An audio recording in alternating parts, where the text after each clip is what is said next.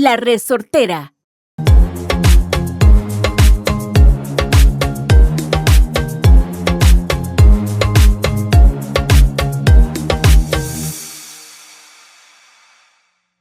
All right, here we are for another week at Pura Vida Perspectives podcast. Thank you for following and listening along. We appreciate you all, especially those of you that send us messages with suggestions and encouragement. And yeah, it's been really great, getting to connect with everyone online and seeing how we're growing. Yes, and I want to give a big shout out to La Resortera. Yes. Our podcast house. They have been nothing but fantastic to us. So a big shout out to our guys at La Resortera, Alejandro, which is the producer, and Mauricio, the owner. Thank you for having us here every week. Yeah, they've been amazing. Good team to work with and Yes. great guys. And I guess if you ever want to make a podcast, you can come check them out. I mean, great quality sound. I don't know what you guys think, but I like to. Well, I have a lot of people ask me where we do our podcast. I always tag them every week. La Resortera, very professional, very nice guys. You can talk to them if people can do podcasts about whatever they want. Oh, yeah. Yep. I'm sure they hear about all kinds of cool topics. Yes. So aren't we the only podcast in English? I think we are. They have done some work with people in the States, but this is the only English podcast that is being produced by them. Okay, cool. Well, Yes. awesome. Well, today, Jairo and I, we really never want anyone to come to Costa Rica and have a bad experience. No. So that's why a lot of what we share is to help prevent that. Yep. Whether, we talked about car purchase a few weeks ago. And so we'll share things to make sure that you don't get yourself in those same troubles. Yep. We talked about accidents and emergencies, so things like that. So today we're going to talk about scams because a lot of people move to Costa Rica or they might travel and you're out of your element. Your rose-colored glasses might be on. And it's not that you have to walk around being scared of everyone, but so today we're just going to talk about some scams that we've seen, that we've heard of, and maybe that we've actually even experienced ourselves. So just so that hopefully, as always, you can learn something from the information. Well, you have a lot more. This one, like on the sports topic, you share the ball over to my court, and I'm going to share it to yours on this one because since you deal more with people that want to move to Costa Rica, I think you have more to talk about. True. Okay. So one of them would be, well, okay, I would notice anytime you hear someone say, oh my gosh, I got scammed, it's because of money, right? Yes. Like, is there ever any time where someone's saying that they got scammed and it didn't involve money? Like that actually... All the time, people just want to come after your money. Yeah. And people who want to come after your money, they're smart now. People who's kind of is smart now. They even make you go to ATMs. They make you walk. I heard people that they're on the phone and they're saying, well, this is going in with your bank account and you have to go to an ATM. And when they put the card, I don't know how they hack like the card or something. It's weird. Bank transactions, cash. They just want to get your money out. Oops, there goes my pen. Exactly. I just remembered of another one that I want to mention. Okay. So that was okay. So here, let's talk about some of those and how, so I guess number one could be, well, with cars. So we talked about car purchase. We talked about, not giving money up front, not putting money into a personal owner's account because how do we know they're going to sign over the title to you? Not showing up to a location where you don't know someone, have the mechanic go. Yeah. Again, those are things that are going to protect you with common car scams. You said that you knew about car rental scams. So what are some car rental scams? Well, as everybody knows, I own a car rental in Costa Rica, car rentals Costa Rica and USA. And I have heard people that they tell horror stories about renting cars in Costa Rica. And when they go through me and they see the process, they go like, nah, this is too good to be true. And I'm like, that's how we work. First of all, I don't do any upfront payments. That's what I like, yeah. The customer pay when they arrive. I have heard stories of customers that they pay for their car rental before they arrive to Costa Rica. Best case scenario is they get a beat up car. Sometimes they just come here, no car. No one was there to give them an actual car. I seen stories where people pay $3,000 deposit and they take out the car, boom, do the trip back to Costa Rica. and they say, well, you damaged the car. There's something going on with this or that, boom, whatever. You're not getting your deposit back. Yeah. Or you're getting $200 back. That's a big way to scam you. Or they show you a picture of a car that you're getting and you pay them up front. And when you arrive, you get something completely different. You already pay. Either you take it or lose your money. So, and I always tell my customers, for your safety and ours, we don't do upfront payments. You pay when you arrive. There will be an upfront payment at arrival. Yeah. But you see in the car right there, you know what you're taking. Now you can pay for it. You have the keys. Totally. Not before. I have people ask me like, okay, so good. PDF is correct. Dates look good. Should I send you the picture of my credit card? God, please no. Mm-hmm. I don't want to see ever your credit card, because that's a way that people can scam you. Just they have your information, boom, run it out. Wire transfers. People says, okay, I'm going to rent a car. Or I'm gonna do you a shuttle to take you from San Jose to La Fortuna. It'll cost you $600. They'll wire you the money, and when you come here, no one there to take you to La Fortuna. Yep. Don't prepay for these kind of services anywhere. As you know, I'm taking some international trips coming up, and I haven't prepaid for car rental. Actually, I ended up using Alamo for the El Salvador trip. Okay. Because I was like, well, no upfront payments. I know they'll be reliable. You should have asked me. Oh, I didn't think about that. Yeah, I can do any other country, not only Costa Rica. Should I cancel my Did reservation? You pay already? No. I will get a quote. Because remember, there's no upfront payments. I'll cancel my reservation and reserve it through you. We'll get a quote with me. Okay. And we'll see if it's any cheaper. Cool. Okay. Well, hey, that's actually really great. So what Sara was saying, it's very important. Don't do any upfront payments in any of these platforms. Maybe, and I'll tell you where I might do an upfront payment, with Booking or Airbnb. Oh, yes, for sure. Because, these are well-respected, known platforms, and sometimes they'll charge you the whole thing or they'll charge you a partial amount. But if you're dealing with a local person, don't ever send them any money. I agreed. So, yeah, if you're going to have someone pick you up for your transport, take you somewhere, you pay them when they're there to pick you up. Yeah, when you see them, right there. Exactly. Airbnb of booking, of course. Like I always book all my accommodations ahead of time, anywhere. So, yeah, that makes sense. All right, so now, you were mentioning some shitty company, shady. I said shitty. Well, they're shitty too.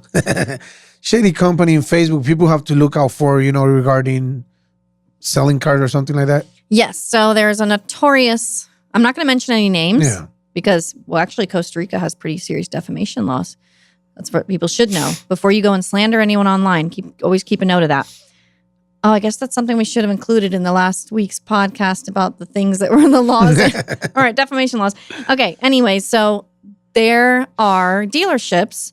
There's one in particular who's run by a particular person I just saw it posted in my Facebook group, my Moving to Costa Rica Facebook group.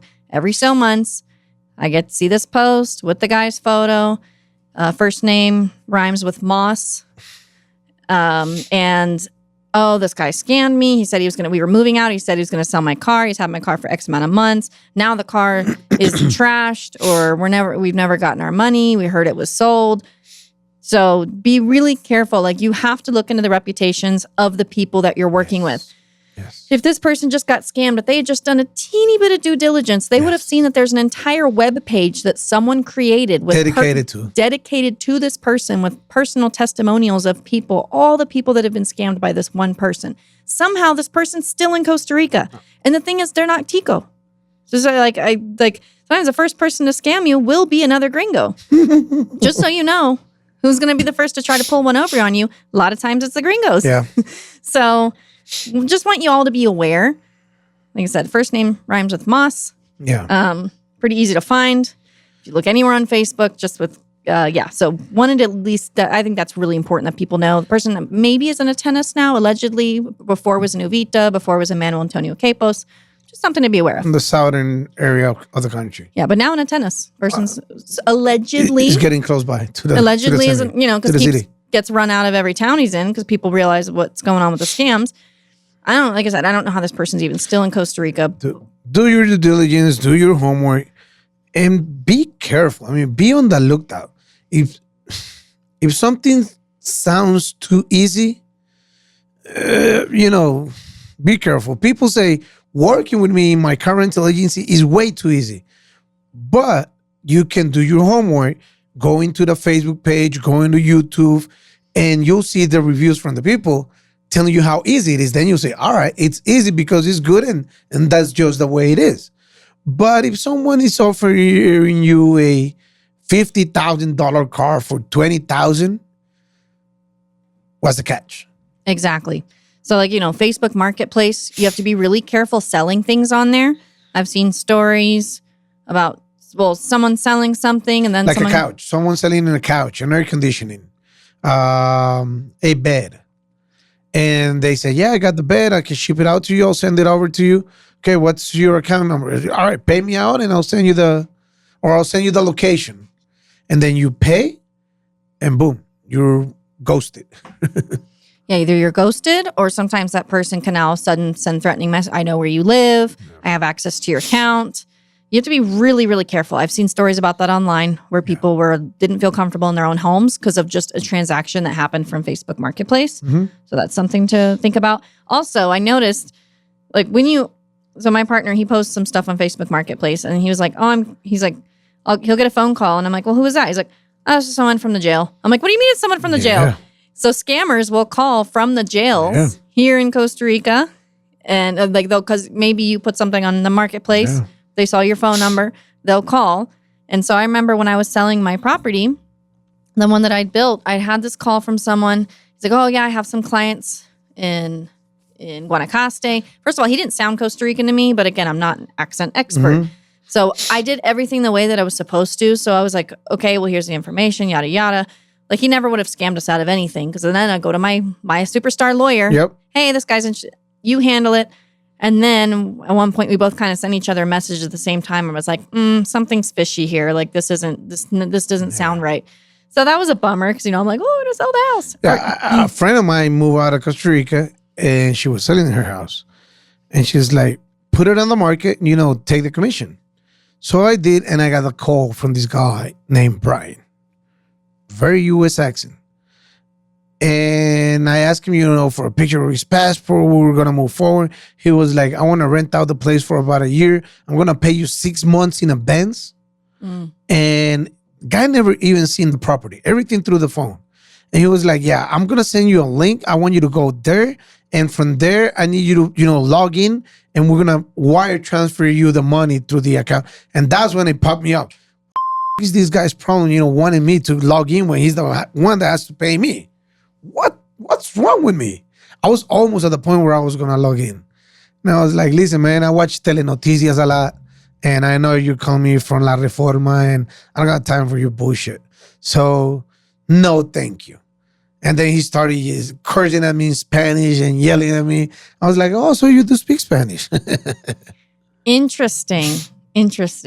So that reminded me about, so the guy that I told you about who wanted to buy the house, or for his clients, he had sent me, he was being overly sharing about the information that he had. Oh, here's my ID. He was sending me his PriceSmart membership card. It was like the Costco membership card. He was sending me everything about himself. And I was like, why is this person over-identifying themselves in the first place? That's kind of weird. And so then I found the actual, so then in his WhatsApp business profile, it had a link to his business. And if you looked at it, it all checked out. But I was like, but that was the business to the real guy. So I got in touch with the real guy whose name that actually was. And I said, hey, someone's pretending to be you. Yeah. And, we got to, so he said, yes. It was, what happened was that guy told the other guy he was going to rent his house for 6 months or something. Wanted to pay up all front cash. Asked him, said, okay, I'm going to send you the money, but I need your not passport, but your information. And so that's how he kind of ended up scamming the other guy out of his personal information, and then was pretending to be him in this supposed potential transaction. So I was like, dang, you got creative. So the other guy knew about it, and we laughed. And I said, people who scams nowadays, they're very creative. They're very smart. He was pretty funny. And then I told him, I was like, well, I know it's not you. And he was just like, well, yeah. And he's like, well, if you're ever, I live over here. If you're ever in the area, we can grab a lunch. So I'm like, my scammer just invited me out to lunch. Like, what just happened? Yeah, if I always say, if all these people that is putting their minds to bad use it to good, we'll have a much better world. I agree. And then like what you said, there's the link thing. So I had some clients, they run a B&B, a bed and breakfast. And actually, so with these, both of these stories are up on my YouTube channel. The one about the house scam that I went through, because I don't remember all the details now. And then the one for these clients, that's up there too. And because they wanted other people to be aware of this scam. They had someone who said, oh, yep, we want to come stay at your bed and breakfast. But I think they were kind of dealing with things through their like cleaning lady was kind of helping them with everything. And they ended up taking the money out of her account because she just followed the instructions that they gave her, not knowing. And she put in her account details and all that stuff. Well, how do I say this in a very careful way? People say, how stupid can you be to follow these instructions? But remember, these guys are professionals. Yeah. So you're not really being stupid. You're really being played out by smart people that sound like really like people that work at banks that they go through your mind. These are professionals. So you're not stupid. If you ever get scammed like this, I'm sorry that these people got through your mind.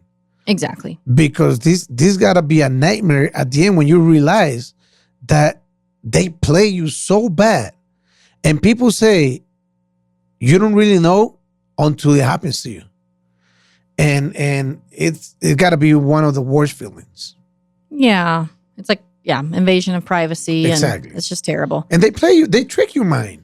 They do. That's just mean. It is. That's just mean.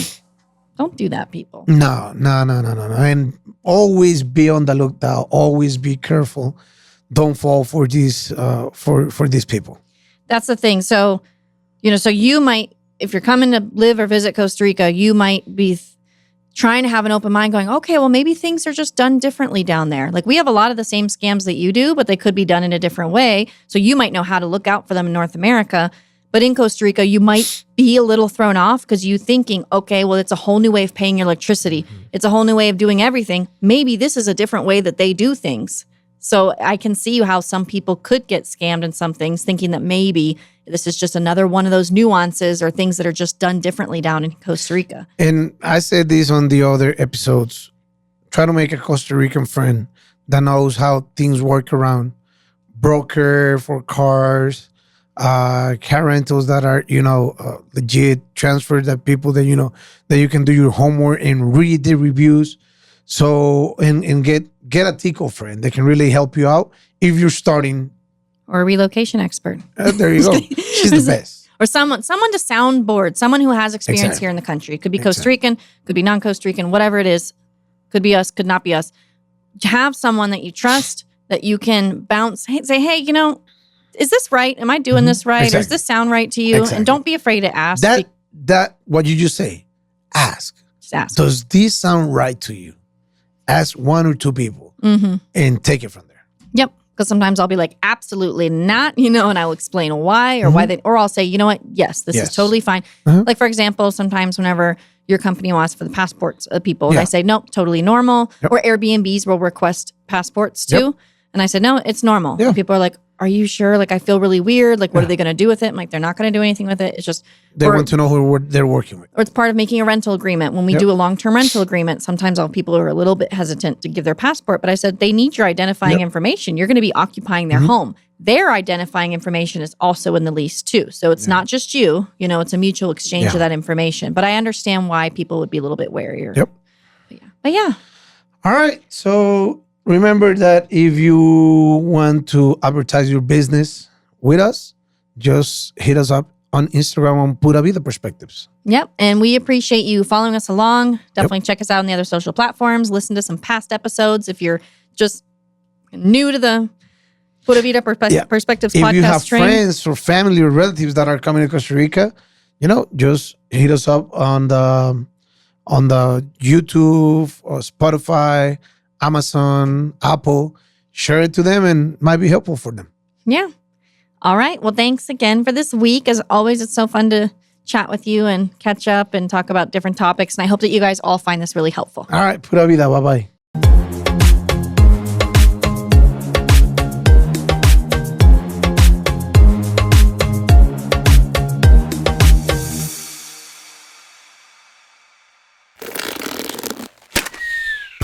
Esto fue una producción de La Resortera.